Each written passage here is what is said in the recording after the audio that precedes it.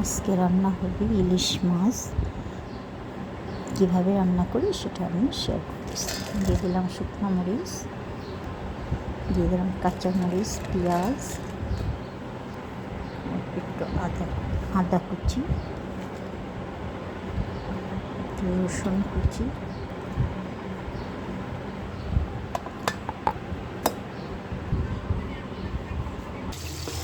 দিয়ে দিলাম ব্লেন্ডার করা মশলা ইলিশ মাছের জন্য।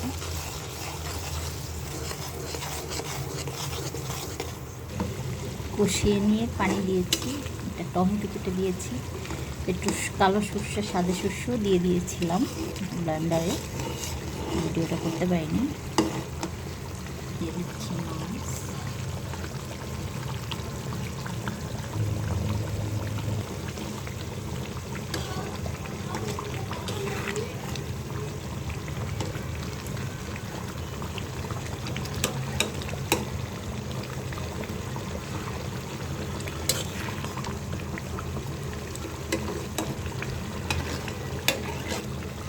কমপ্লিট হয়ে গেছে আমার রান্না, তুলে নেব।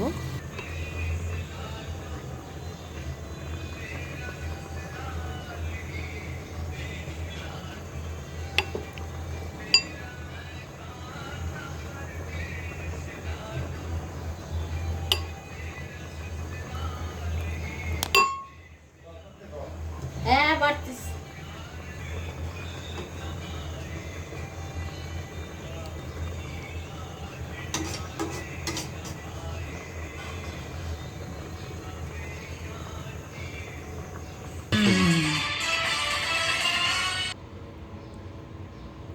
খাওয়া স্টার্ট।